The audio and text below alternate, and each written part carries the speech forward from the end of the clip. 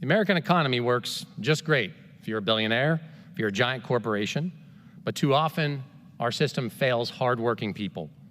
We need an economy and a government reward hard work, not just extreme wealth. Members of Congress who have continually bent the knee to billionaires and their corporate PAC donors, they're now going to take their money, follow their orders, give them the tax giveaways they want, gut regulation, allow for more corporate consolidation, which means that consumers lose more and more power in the marketplace, pay more and more for goods and services. Corporate greed in healthcare or in any industry raises costs and makes life harder for Americans. It does not have to be this way. As elected officials, it's our job to ensure that government is keeping these corporations in line and keeping prices low for the American people. And look, I witnessed the struggles of my community to secure stable housing, to ensure quality education for their children, and to raise a family with a rising cost of living. But let me be very clear. Working people are still struggling.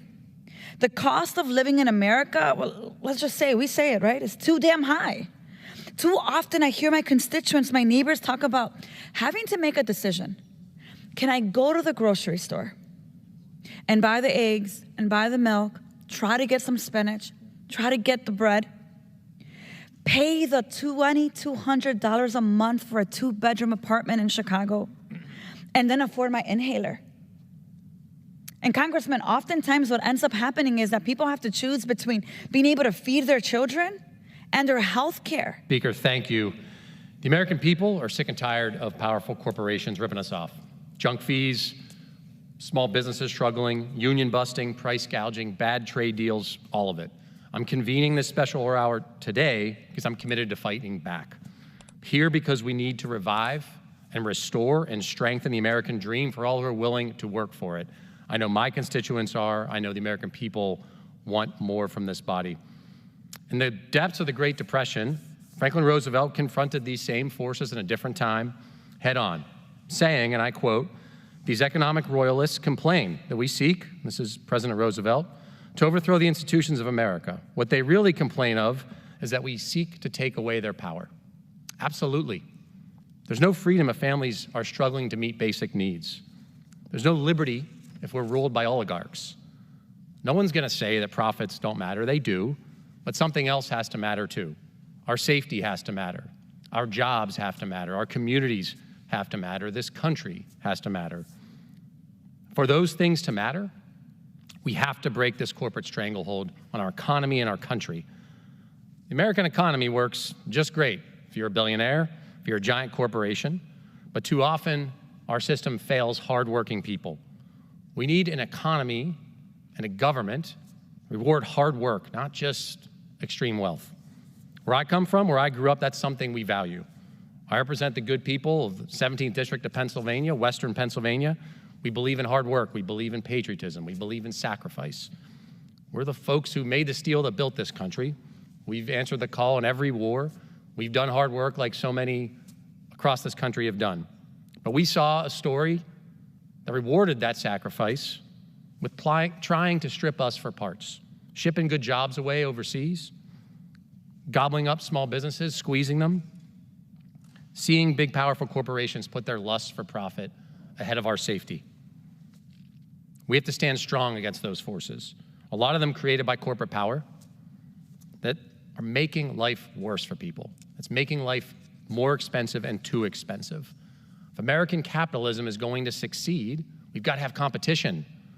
We've got to take on anti-competitive monopolies, give small businesses, entrepreneurs a shot to succeed and compete, make sure that our safety and our communities aren't collateral damage in the way of profits, and make sure that workers have some say and dignity on the job, the freedom to form and join a union.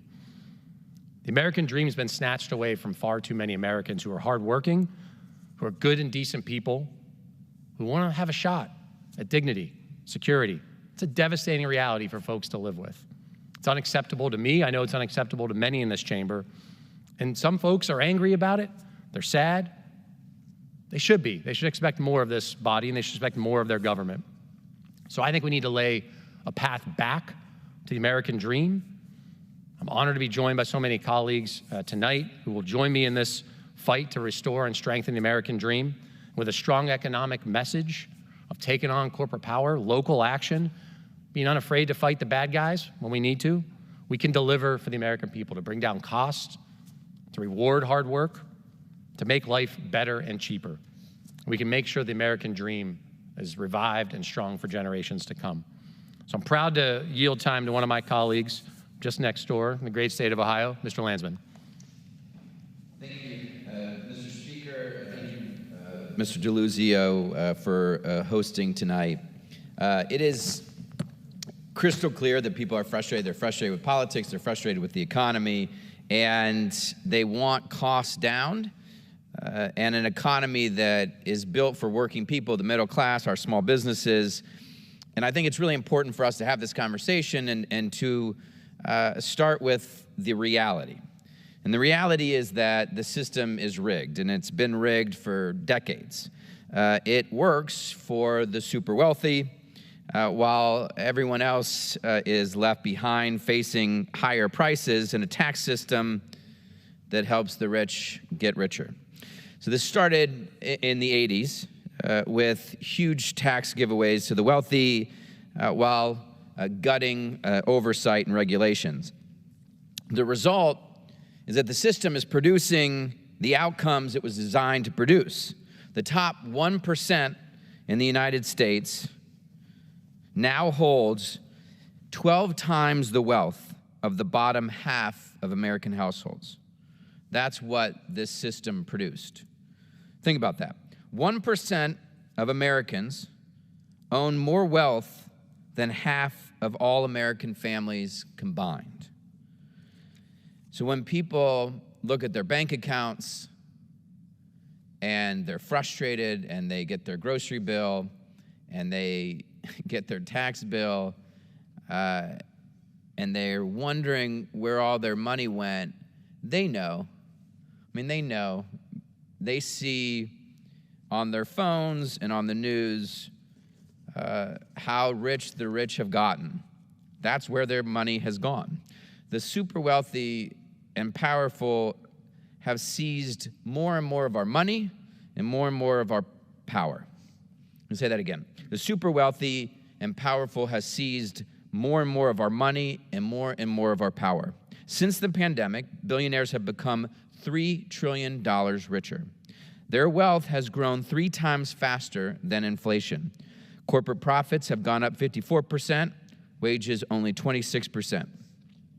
Now, what's Congress's solution? The 2017 Trump tax bill was a massive handout to corporations and billionaires. The majority of the benefits went almost entirely to the top 1%, and it added $2 trillion to the national debt. And here in these halls, folks want to do it again. Members of Congress who have continually bent the knee to billionaires and their corporate PAC donors, they're now going to take their money, follow their orders, give them the tax giveaways they want, gut regulation, allow for more corporate consolidation, which means that consumers lose more and more power in the marketplace, pay more and more for goods and services. I don't accept corporate PAC money because I know that folks expect us to be with them, not the super wealthy. Now, most politicians, unfortunately, do take corporate PAC money, and I believe it is one of the reasons why there is so much pushback to, say, Medicare negotiating lower prescription drug prices, or attempts to privatize Medicare, or any effort to pursue common sense gun reform. Think about how much the gun manufacturers make, billions and billions of dollars.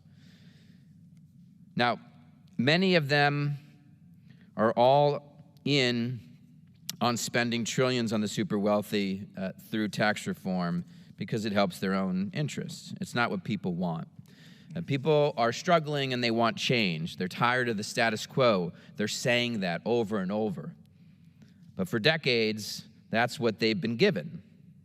We've appeased billionaires and big corporations while leaving working people, the middle class, and small businesses behind. So, in the next Congress, we have an opportunity to pass a new tax bill. What if 100% of all tax reform benefits went to working people, the middle class, and small businesses? The last time Congress passed a big tax bill, almost 90% went to the top 1%. What if 100% of any tax cuts went to working people, the middle class, and small business? 100%. And it should be paid for by making the super wealthy just pay all their taxes just like the rest of us. Big corporations and the super wealthy don't need our tax cuts. The middle class, small businesses, and working people, they need them. By giving people enough money to support their families, pay their groceries, and contribute to our economy, we're all better off. Everyone at the top should pay all of their taxes so every American can pay all their bills. Thank you, and I yield back. Thank the gentleman from Ohio, and he's right. We have to confront this corporate power. We've got to build an economy and a government that rewards hard work, not just obscene wealth. And you talk about the way we all feel that squeeze. We feel that power hurting us. We all hear from our constituents about the cost of groceries, the cost of food. You don't have a choice to not feed your family. And we're feeling it and we're hearing about it constantly, of that pressure folks are under to make ends meet, to put food on the table.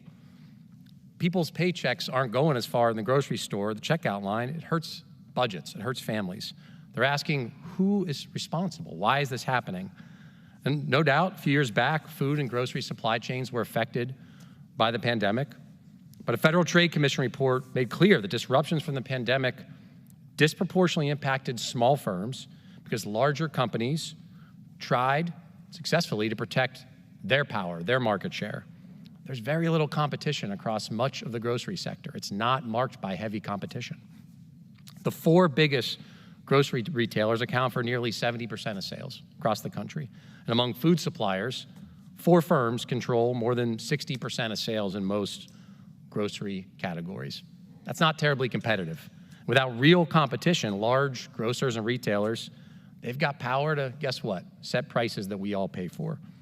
We've seen price gouging by these corporations well above the level of inflation. And I want to acknowledge and yield time to one of my colleagues who I know has been fighting hard against not just corporate power, but to bring down costs for folks, and especially in the grocery store. So I'm, Mr. Speaker, happy to yield to the gentlelady from Washington, Ms. Jayapal.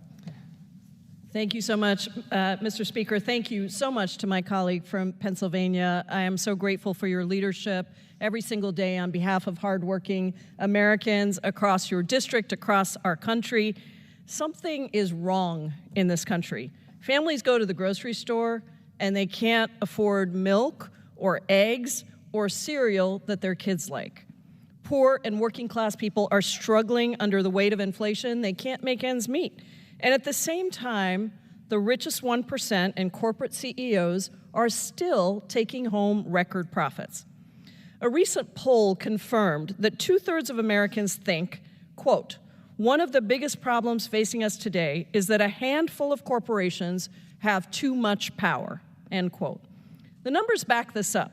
Despite rising costs that are squeezing poor and working people across the country, corporate profits are bigger than ever. It's a simple story of corporate monopolies price gouging consumers. So I want to start with eggs, because I like to eat eggs every morning. I think there are a lot of people who like and look at the price of eggs. It's a staple. Before the pandemic, the price of a dozen eggs hardly ever went over $3. But in 2022 and 2023, we saw record high egg prices. Now, according to Farm Action, this price increase was because dominant egg producers used inflation and avian flu as a cover-up to extract profit margins as high as, wait for it, 40% on a dozen eggs. This should come as no surprise because there's a long record of collusion in the egg industry. In 2023, a jury found that Cal-Maine and other egg producers actually did collude to fix egg prices. Now let's look at diapers, another issue that is so big for so many families across the country. Bloomberg reported in July of 2021 that the cost of Pampers nearly doubled from $25 for 200 diapers to $40 for 168 diapers, and that price increase was just in 6 months. More money for fewer diapers.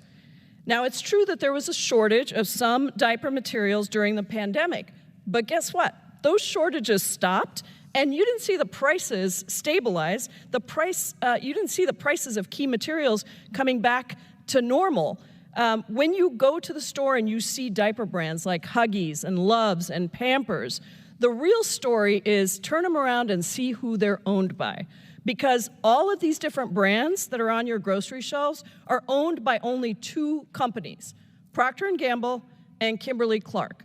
And those account for about 70 to 80% of the market. So even as the cost to make diapers has gone way down, these companies are still keeping the prices high, and they're reporting record profits. I want to go to healthcare because it's another place where my constituents and people across the country are talking about the high costs of healthcare. We've seen big insurers, private equity, and other big corporations buying up hospitals and other healthcare providers. My home state of Washington has been particularly affected. A handful of healthcare systems now control 90% of the hospital beds in the state of Washington. Now, some studies have found that these mergers are especially bad for people in rural areas because it actually causes smaller clinics to eliminate services like obstetrics or pediatrics, or even to close entirely. And all of this has led to unprecedented corporate control over healthcare in my home state and across the country. People across the country are seeing the negative effects of this increased corporate power in their daily lives. A family physician who worked at a clinic in my district testified that the quality and availability of care decreased after the clinic was bought by a large national healthcare network. Another witness testified that the price that her insurer paid for monthly infusions to manage her chronic illness that she had nearly tripled from $24,000 to $74,000 per visit without any increase in the quality of care. The president of the Washington State Nurses Association testified that he had seen increased costs and decreased access to care for his patients. All of these stories confirm what we now know. Corporate greed in healthcare or in any industry raises costs and makes life harder for Americans. It does not have to be this way. As elected officials, it's our job to ensure that government is keeping these corporations in line and keeping prices low for the American people. So I want to tell you a story now about what government can do when we fight corporate power. In 2015, 2 grocery store chains merged, Albertsons and Safeway. They wanted what corporations always want in these big mergers, and that is more money for themselves, their CEOs, and their shareholders. They said that the deal would be better for people in my home state of Washington and across the country. They claimed that the merger would pass on savings to consumers and not line the pockets of CEOs. But what actually happened? Well, here's what actually happened. Instead of streamlining, dozens of stores were closed. Those closures created food and pharmacy deserts, made it harder for many people in already underserved communities to get fresh food or get their prescriptions. Older adults, students, people with disabilities, people in rural communities, low-income residents, those are the ones that suffered the most. Workers at the stores that closed, by the way, also lost their jobs. And despite all of those corporate promises, workers and consumers were the ones who suffered. That is what happens when government does not challenge corporate power and monopolies. We lose. So when Albertsons announced in 2022 that it was going to merge, this time with Kroger, people were rightly worried that the prices would go up, worried that there would be fewer choices and deserts in their communities, that more grocery stores would close. And when asked about the merger, one Washingtonian told the Seattle Times that she was worried that her local store would close. She said, "If there are no other grocery stores that I can walk to, I don't know what I'm going to do. This is my store." Another said that he worried that the merger would make it so that these guys' prices would go sky high. Workers worried that it would be harder for them to bargain for better pay and working conditions, that store closures would mean layoffs, that their families would face uncertainty and hardship once again. But this time, something was different. My colleagues and I urged the Biden administration to challenge the proposed deal, and the Federal Trade Commission agreed that we could not allow another bad merger to go through. The FTC and many state attorneys general, including in my state, challenged the deal. And while that challenge is still in court, we have delayed and will continue to work on blocking this bad deal. So it's just one of the stories of what can happen when an administration, when a government takes on corporate greed the way that the Biden and Harris administration did, the way that we Democrats have done that on everything from egg prices to collusion by landlords driving up rental prices. Now, I'll be honest, I'm worried that the Trump administration may not keep up these fights against corporate power, especially as we see the proposed cabinet being stacked with people who have close ties to Wall Street. We certainly saw the last Trump administration conduct the largest corporate tax giveaway in history, putting hundreds of millions of dollars into the hands of big corporations like Verizon and Facebook and Amazon while shorting regular Americans. And we've seen the extreme conservative appointees on the Supreme Court accept lavish gifts from their big business buddies while overturning government efforts to clamp down on corporate power. We cannot allow the next administration to repeat these mistakes. We need to hold their feet to the fire. We need to make sure that they're working in the interest of all Americans, not just big corporations and the wealthy. We don't want a situation where the wealthiest in this country once again get gold bars and working people get maybe 8 weeks of groceries. That's breadcrumbs. That's not what middle class, working people, and poor people across America deserve. And that's why I've got a lot of real solutions to these problems. My Stop Corporate Capture Act would give the people, not big corporations, a say in government. My Stop Anti-Competitive Healthcare Act would give the government the power to challenge hospital mergers and protect access to quality health care. And of course, my Ultra-Millionaire Tax Act would make sure that the ultra-wealthy pay their fair share. When we take on corporate power, we win for working people. When we lower prices, we win for working people. We allow people to put food on their table. We can raise wages so Americans don't have to work 3 jobs to get by. We can stop corporations from being so big that they don't care if they're failing consumers. And we can make sure that government works for all of us. I want to thank you to my colleague, Rep. DeLuzio from Pennsylvania, for your leadership on this issue and on so many issues facing us today. And I yield back. Speaker, I thank the gentlelady from Washington, certainly for her strong leadership and fight against these horrible mergers that are anti-competitive, that we're all paying for, and for so much fight on behalf of working people across this country. We know that when corporations throw their weight around, all too often, our constituents are hurt, small businesses are hurt, workers are hurt. It's also dangerous at times. We know that when there are monopolies, our supply chains are weaker, there's more likely to be something that happens that might hurt us. And I'll remind us of the baby formula shortage we saw in this country in the early part of 2022. It was set off because Abbott Labs, a company that dominates that industry, had a recall of its formula due to dangerous bacteria outbreak in one factory. Multiple babies died. They had to shut down their factory in Michigan. Horrible situation. And shutting down just one factory, caused a nationwide shortage. Many places, store shelves were bare. Families were scrambling across the country, particularly families with babies that had special dietary needs. Delaware, Kansas, and Tennessee reported to be the hardest hit states, but we felt it. In places like Pennsylvania, my then young son wasn't quite a year old. My own family worried about whether we could find formula, and thank goodness we could. But we think, and there's research saying that some of those impacts might be still ongoing, that infant health suffered during this shortage, that babies may still feel the effects of that.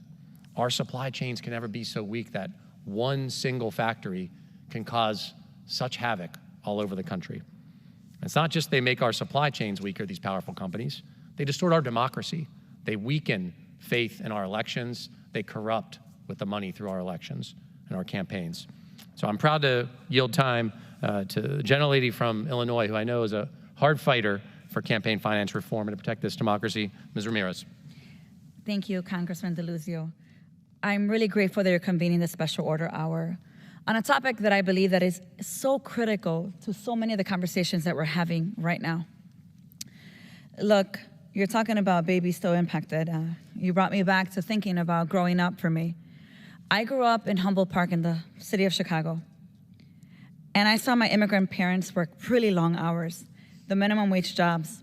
My dad worked 2 jobs, my mom worked 2 jobs, and somehow she also managed to give a lot of time to her local church. What they couldn't afford was childcare. My dad worked my mother worked first shift, so my dad can work 3rd shift, and they can figure out how to make sure that their kids always had someone at home. And that meant that my parents could barely ever see each other. My parents' experience is not very different from the reality of so many others right now. And look, I witnessed the struggles of my community to secure stable housing, to ensure quality education for their children, and to raise a family with a rising cost of living. But let me be very clear. Working people are still struggling. The cost of living in America, well, let's just say, we say it, right? It's too damn high. Too often I hear my constituents, my neighbors talk about having to make a decision. Can I go to the grocery store and buy the eggs and buy the milk, try to get some spinach, try to get the bread, pay the $2,200 a month for a 2-bedroom apartment in Chicago, and then afford my inhaler? And Congressman, oftentimes what ends up happening is that people have to choose between being able to feed their children and their health care. Feeding their children and an inhaler. In one of the most richest countries in the whole world. Why is it so hard for us to move a working people's agenda in Congress? Like, you would think there's more of us that come from working class than ever before. Some of us actually understand what it's like to have to help our parents who are probably making $100 too much for Medicaid, so they need help covering their health care. Like, there are more of us here who are working class. But somehow, a working people's agenda in this place doesn't seem to be a priority. We ask ourselves, why doesn't the American people trust that we're working for them? Well, let me answer that question. When unchecked corporate power and greed in the marketplace meet unchecked corporate money in politics, well, we have a problem.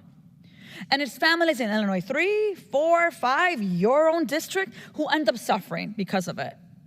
We know that price gouging, price fixing, predatory algorithms, and corporate monopolies put profits and production over people.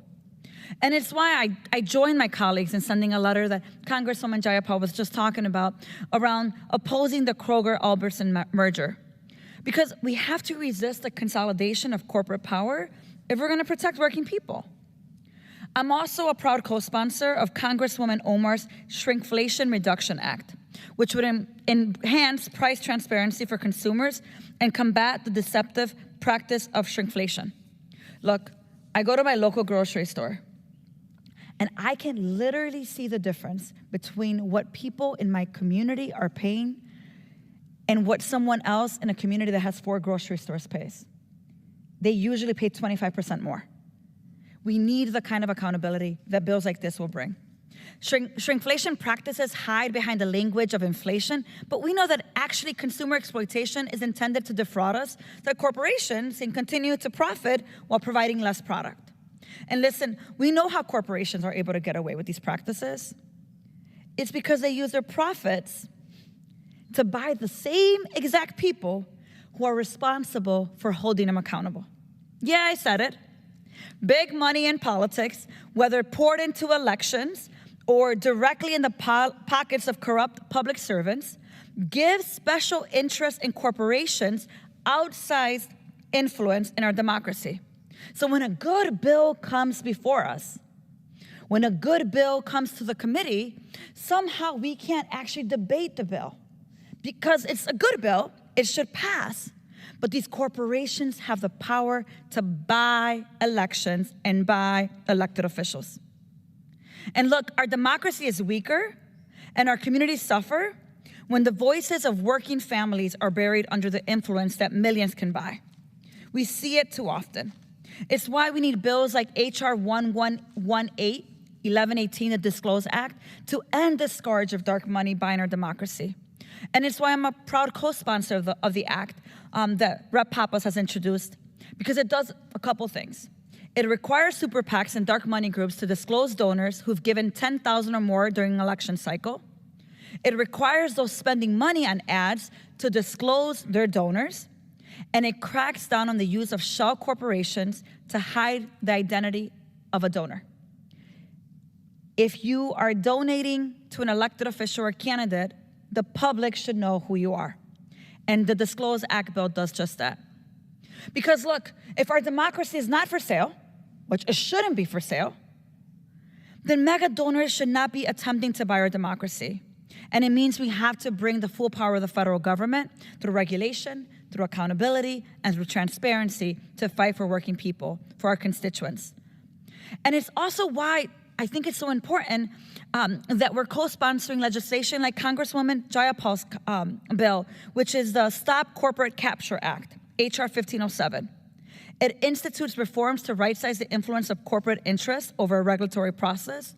It increases transparency of government rulemaking decisions, and it establishes a mechanism for the public to hold agencies accountable. We have to do everything possible so that the American people trust that those of us that are in the people's house are actually here for them. Because the reality is that they don't. They do see us as people who are here to enrich ourselves. People are here to hear ourselves speak. Working families demand accountability, and they have given us a mandate. They're asking us for bold solutions to economic justice, and it means taking on corporate greed. As we get closer to an administration that has promised to weaken the pillars of our democracy more than ever, I think it's going to be critical that progressives, but every Democrat, frankly, every elected official that's here for working families, get together to unite and address corporate greed. Because if we don't, we'll continue to see what we see now. Corporations becoming wealthier than wealthy can possibly be, while poor people continue to have to choose between healthcare and feeding their children. Congressman DeLuzio, thank you so much for the opportunity to speak today, and thank you for bringing up such an important, critical issue that I look forward to working with you in the next Congress. Thank you. Mr. Speaker, thank you. I thank the gentlelady from Illinois for her powerful words.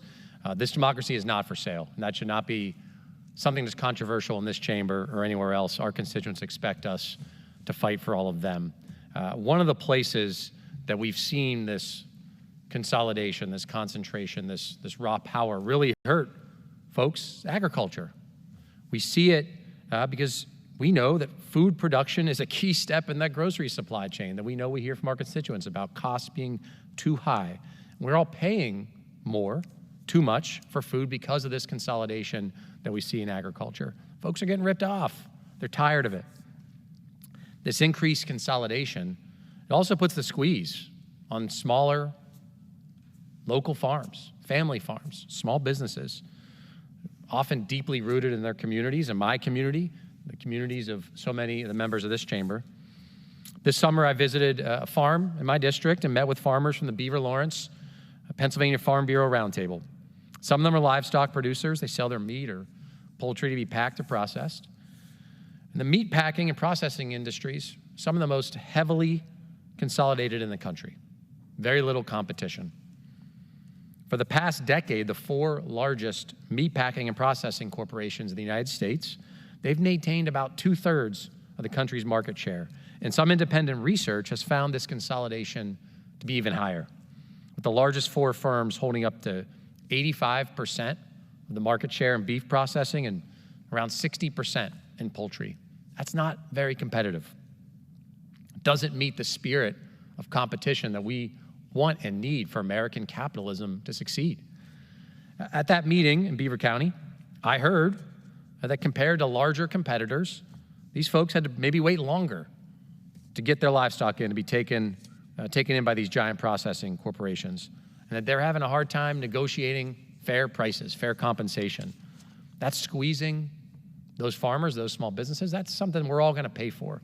It also may be a violation of federal law, the Packers and Stockyards Act. And so after hearing from these constituents, these farmers, I wrote to the Agriculture Secretary calling for action. And that high level of consolidation, once again, is driving up costs for all of us. Now, market power also means that processors have increased buying power, that they can use to dictate prices to smaller farmers who struggle to stay afloat. And we need a strong agriculture industry. We need family farmers to make it to that next generation, Mr. Speaker. So we've got to promote competition in the food industry, from the farm to the grocery store, every part of that supply chain. And that also means we need antitrust enforcement with some teeth, with some muscle behind it, and real consequences for violations. And this Congress and this administration, the next, should be willing to do that work, to take on rip-off monopolies, to create an environment that fosters competition. That's the spirit of American capitalism that I think we all want, that our constituents expect of us. One where small businesses and farms can grow and thrive. And one place we've really seen, Mr. Speaker, small businesses feel the squeeze, local pharmacists, local pharmacies. You know, these are, you walk across any main street in most of our districts, almost probably any of our districts, there are great small businesses that anchor our communities. There may be multi-generational business, and pharmacies are one of those places. People like their local pharmacy. The pharmacist gets to know their patients. Those are relationships that are important for people's health, and they add to the vibrancy of our communities. But people suffer when they lose competition, when we lose those small businesses across our communities. I visited Town Drugs in Aspinwall, an independent local pharmacy, and I was there with other pharmacists as well, small business owners. And I heard stories about how pharmacy benefit managers, or PBMs, are frequently steering customers toward their own chain pharmacies. That hurt the bottom line of independent pharmacists. Many of these PBMs are often vertically integrated, where they've got a mail order pharmacy, maybe they've got a retail operation, they might have an insurance business on top of that PBM or pharmacy benefit manager business, often charging high or ridiculous fees for paperwork errors as a way to not have to pay those pharmacists and those pharmacies full price. Heard about inconvenient higher prices for customers, heard about patients being steered toward maybe more expensive medications, or specific pharmacies dealing with relationships and networks and all the rest. In Pennsylvania, this year alone, estimates are around 80 local pharmacies have closed. 80 pharmacies. Those are options that are now gone. And it's not just smaller independent pharmacists. The big chains are feeling the squeeze too. Fewer options, worse service for patients who need a prescription, who need to get their drugs filled. It's not good for our economy. And once again, it's this out of control corporate power, Mr. Speaker, that's making people's lives worse, hurting small businesses, hurting patients, hurting our communities and our main streets. We need action on PBM reform. I'm a co-sponsor of several measures here, the Help Co-Pays Act, the Patient Act. These are just some examples of bills that I think this chamber should pass in advance to fight back, to protect local pharmacies, to protect patients, to protect competition that we need in the healthcare economy. We've got to keep up that fight against this out-of-control corporate power to lower healthcare costs, a place that we hear from our constituents all the time, and to protect small businesses. Another example here where we see corporate power making life worse. Now, not a healthcare problem. We see it under the golden arches. McDonald's. People don't think of McDonald's as a small business. It's a big corporation, of course, but it operates as a franchise system. Many franchise owners are small business owners. And yet, we know, the internet reminds us, that those franchise owners for a long time did not have the ability to fix their own ice cream machines. You'd see the out-of-order signs. It was possible to get a McFlurry.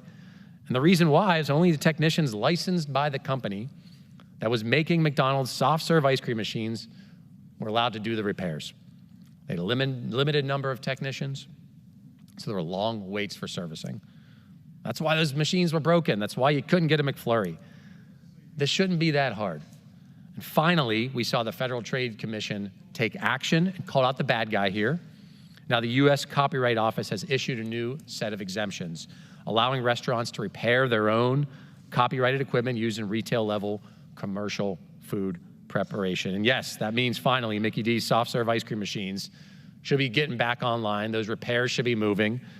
We'll see those McFlurries flying through again. But again, this is that same problem. Right to repair policy, which is what we're talking about, a right to repair. It's about the freedom across industries to fix stuff, to not let big companies and corporations gatekeep the information that people need to fix things. American people are hardworking. We have ingenuity. We know how to make repairs. This is about freedom in our economy, making sure that small business owners, whether it's auto shops, in this case, McDonald's franchise owners, can make repairs. I think it's fundamentally American to see that competition and to make sure that we're not seeing gatekeeping over who can fix things, whether it's a tractor or an ice cream machine, Mr. Speaker. We've also seen powerful companies use that power. It's not just greed, it's power, to jam us with fees, junk fees. They're often very deceptive, hidden at the end of a transaction. You see an advertised price, and all of a sudden there's fees at the end of the transaction, right as you go to check out, from tickets to flights and hotels, credit card fees, Mr. Speaker, food delivery apps. This has become pervasive in our economy. I was on one of the main streets in my district, Lincoln Avenue in Bellevue, about a year or so ago, talking with small businesses about these fees, these junk fees. I heard from the general manager of a pizza shop who told the story of how his customers in the business, they were suffering because of third-party delivery apps. They were seeing inconsistency between what was available on the menu and what customers were seeing. They were seeing big fees taken out of their orders. Customers were mad because service was getting worse. It wasn't working out for his business. In fact, I went next door to an ice cream shop, told them what I was here to work on at the pizza shop. They told me the same story. These apps were hurting their small business as well. In fact, that pizza shop had to rename. They hired their own delivery driver to bring it in, which was an expense, but it made their business better. It tells you how impactful and bad those hidden fees are on a small business owner like a restaurant, like a pizza shop. They were willing to defend their reputation, defend their business, make an investment, hire in-house, change the name. But ultimately, it was worth doing that because of these predatory junk fees that we see from middlemen. It's unfortunately, though, the newest version of a story we've seen for far too long, a big corporation hurting a small business, Mr. Speaker, and third-party middlemen using these hidden fees to deceive customers into paying more. Again, it might be tickets, it might be a flight, it might be a hotel. And those junk fees often have very little connection to the service or the product being provided. I think they're a lose-lose for our local economy and for working families, but those junk fees might be a great profit source for a third-party middleman or a powerful corporation. I'll give an example. Most sports fans will be familiar here, Mr. Speaker. This past summer, I used StubHub to buy tickets to a Pittsburgh Pirates game. It was actually Paul Skeen's debut. I was pretty excited to see him show up for the Buccos. Took my family. We got jammed and slammed with junk fees like everyone else who buys tickets these days. More than a quarter of the overall ticket price. And those fees are often hidden until the very end of the transaction. It's not the advertised price. Companies like Ticketmaster, which is owned by Live Nation, they control the market from tickets to venues to music promotion. Live Nation directly manages more than 400 artists, controls about 60% or so promotions at major concert venues across America, controls more than 265 concert venues in North America alone.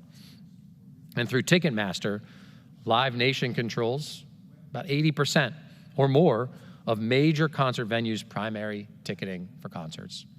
That's not competitive. It's not a competitive market, Mr. Speaker. What are they doing with that power? Well, they're driving up prices with things like junk fees. They're making activities like concerts and going to a game out of reach for too many families. These are important events, games, competitions. I mean, my goodness, I'm from Western Pennsylvania. A Steelers game or a Pens game or a Pirates game is a big deal for people. We love our teams. I know I'm not alone in that, in this chamber, Mr. Speaker, and fans are all paying for this. When these powerful companies cut exclusive deals that hurt venues, that restrict other venues, that rip off performers, it hurts a lot of people and it hurts the fans. This behavior seems to be more than just a ripoff, it's probably also illegal. I know the Justice Department's filed suit to split up Ticketmaster from Live Nation, and that case remains pending in the courts. But folks are tired of getting ripped off. They're tired of congressional in action here. They expect us to take on this corporate power.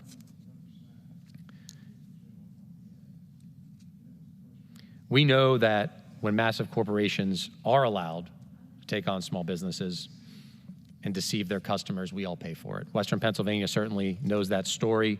We're not alone in that. And as I heard that day in Bellevue and across my district, small businesses are strong, they're resilient, they're flexible, they adapt.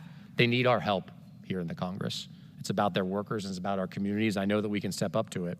We've got to do more. According to a 2019 study, 85% of Americans experienced a hidden or junk fee for service. And that was in 2019. And that was before the COVID pandemic, where we saw much more reliance on, say, food delivery. So I know that we've got to do more, and I'll quote the general manager from that pizza shop that day who told me, quote, "These fees may seem small, but they really add up." That's what it's all about, Mr. Speaker. Those fees hurting folks, hurting small businesses that we've got to stand up for, that we've got to fight back on. I want to also talk about our national security. Maybe not a place we think that consolidation affects us, but it does. I have the great privilege, Mr. Speaker, to serve on the Armed Services Committee. I wore the uniform before I came to this chamber and earlier in my life. I will tell you, we have challenges, the defense industrial base. We need it to be strong and resilient to meet the challenges, not just of today, but of tomorrow. And when it comes to our defense industrial base, the suppliers, the manufacturers that make stuff here, we need to have them do better. We got to better protect public money. Make sure our Department of Defense is ready and equipped to answer whatever our country might require of our service members. But we have seen the same trends we've seen across our economy in our defense industrial base. 1990, there were more than 51 prime contractors in our defense industrial base. That number now is down to 5. That is heavy consolidation. You see it right here, 51 to 5. These are the companies that make ships, missiles, rockets, you name it, all the things that we need that are central to our national security and our defense. And we've gone from 51 to 5. This reduction is depriving the American people of competition for key elements of our defense. And I hear it from military leaders in the committee. I've seen it in reports that the Pentagon has penned, that too often the current defense contractors, they're delivering not on timeline, they're behind schedule, the costs are too high, the quality isn't what it should be, what the American people expect. So we've got to fight back against this consolidation, Mr. Speaker. I think we need more competition in our defense industrial base. It's ripping off our military, which means ripping off the American people, whose public money we have to protect. So I think there's support building in this chamber, both sides of the aisle, to strengthen competition here to make sure our defense industrial base is stronger, to protect public money. I've taken action, along with colleagues. This year's National Defense Authorization Act, the defense bill, included My Best Price for Our Military Act. That's an important measure. It's a bipartisan bill. It closes a timing loophole that defense contractors were using to delay providing critical certified cost and pricing data to the Pentagon. My bill now requires these contractors provide this data before contract agreement so that we can see whether we're getting the best deal or whether we've got to go back to the negotiating table. It lets officers do a more informed analysis to be better stewards of public money. I hope to see this included in the final version of the defense bill that we will pass and send to the president. Now, I know the defense contractors and others, they lobby to increase the threshold point where they're required to report their pricing data to the Department of Defense under the Truth in Negotiations Act. In 2018, this threshold jumped from $750,000 up to $2 million. So up to $2 million, that meant below that threshold, they didn't have to provide that data. That's less oversight. I think we need more. The goal of our Defense Department is to provide security, defense for all of us, for the national interest of the United States. It never should have and doesn't have the goal to enrich giant defense corporations that produce products that are too often behind schedule, that are overpriced, that don't meet the quality that we expect, that we in the Congress require. We need to ensure that our sailors, our soldiers, our airmen, Marines, Guardians are equipped with the very best That's patriotic, that we protect public money. So strengthening oversight, enforcement within DOD, to take on price gouging, to work with the Federal Trade Commission, the Department of Justice Antitrust Division, all of that is about fostering more competition that we need in our defense industrial base.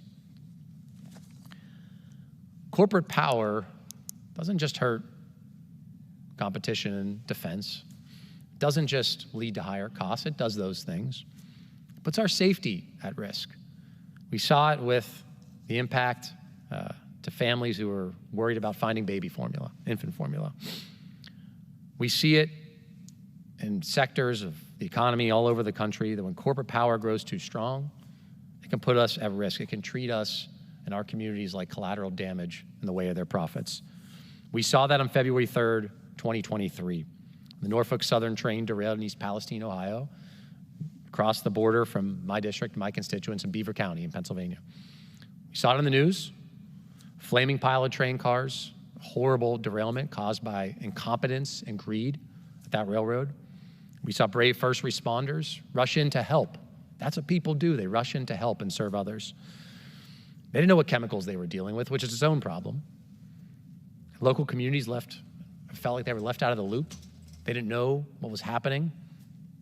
And then we saw a decision to do a controlled release, sending a toxic fireball into the sky that we now know was chemicals, including vinyl chloride. That was later deemed to be unnecessary. The National Transportation Safety Board, the NTSB, their findings included concerns that Norfolk Southern and its contractors intentionally misled the on-site incident commander and local state officials, pressuring them to order the vent and burn that sent that fireball flying into the sky. Toxic chemicals. That's corporate power run amok. It hurt my constituents, it hurt our neighbors in Ohio. Now, it seemed to me that railroad and its contractors pushed that vent and burn because they cared more about their profit than our safety. They cared about getting rail operations moving more than they cared about making sure we were safe. That's unacceptable. It's not just my community in Western Pennsylvania, our neighbors in Ohio. We know tracks across this country. Communities like mine live near, along the tracks. This happens again, and it happens a lot in this country, unfortunately. We have to make rail safer. We have to bring down the rates of derailments, require more of these railroads. Mr. Speaker, I'm very pleased to yield to one of our colleagues who I know is a strong supporter of rail safety, who's with us to make sure that we protect communities like ours. Gentleman from New York, Mr. Tonko.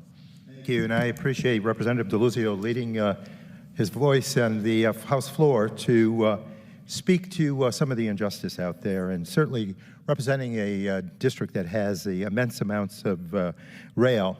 It's important for us to address safety. It's important to address consumer ridership and also to address the economy. Over these past months and years, we've seen far too many hardworking Americans struggling to get by and crippled by rising costs. And recent data show that more than 1/4 of Americans are living paycheck to paycheck. And so we need to be sensitive to all these perspectives as they relate to working families.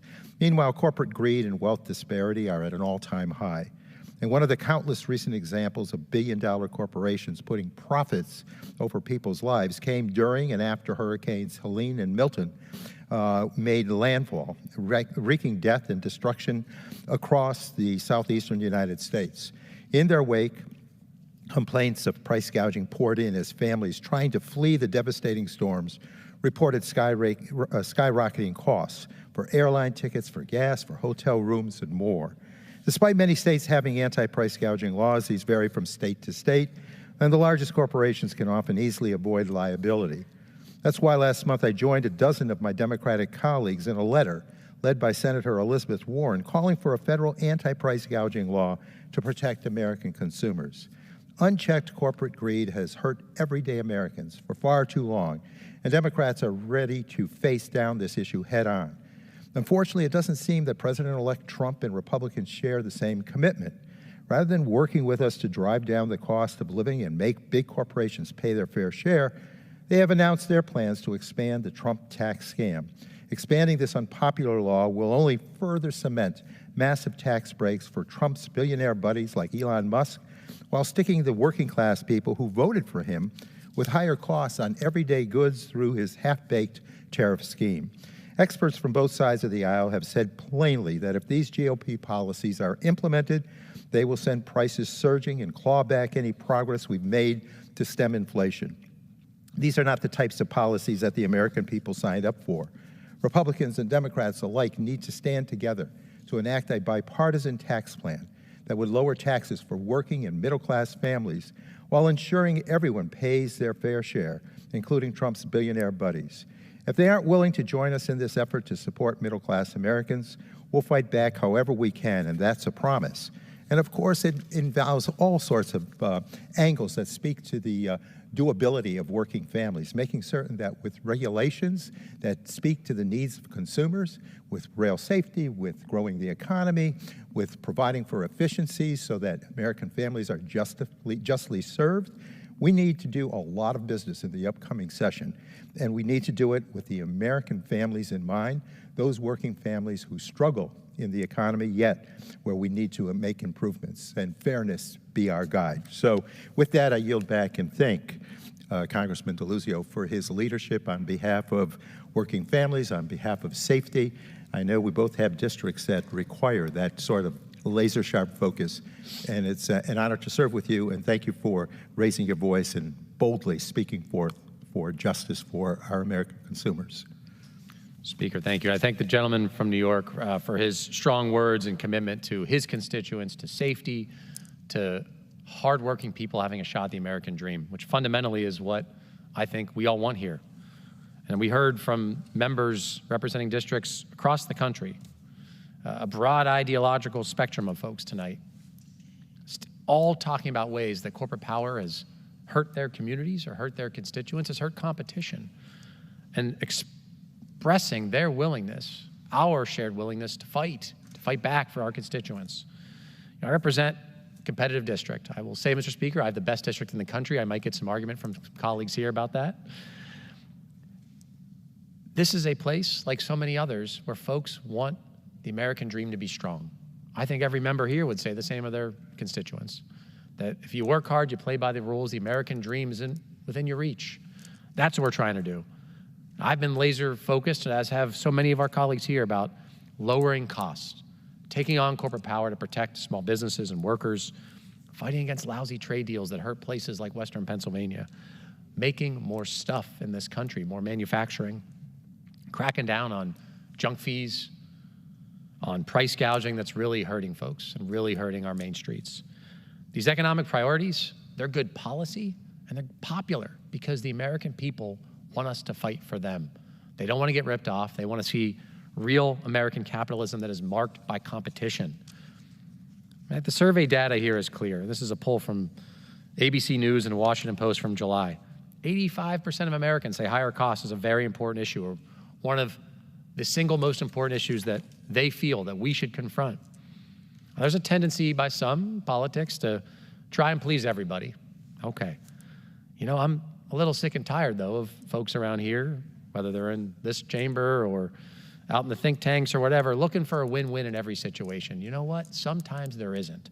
Sometimes when there's a toxic fireball shot up into the sky near your community, when there are small pharmacies getting killed, when there are junk fees hurting your constituents, sometimes there's a bad guy, and you gotta fight him. American people want us to fight for them. I'm proud to see so many of my colleagues join me in that fight, and the goal here is simple, and it's popular. Make life better. Make it less of a ripoff. Take on the corporate power that's been hurting so many of us. I think that's the path back to the American dream, along with strengthening, revitalizing our American manufacturing. Sometimes you call out the villain. I know we need more competition across our economy. We need to be unafraid of the fight when we have to do it. That we are ready to go to the mat for the American people, for our constituents, to strengthen the American dream. That's the vision. That's my vision. I know I'm not alone in that. It's one that I know will resonate in the Rust Belt and the Sun Belt, the coast, all over this country. Now, I want to thank my colleagues, my caucus members who join me. Mr. Speaker, I appreciate your leadership, and with that, I'll yield the balance of my time.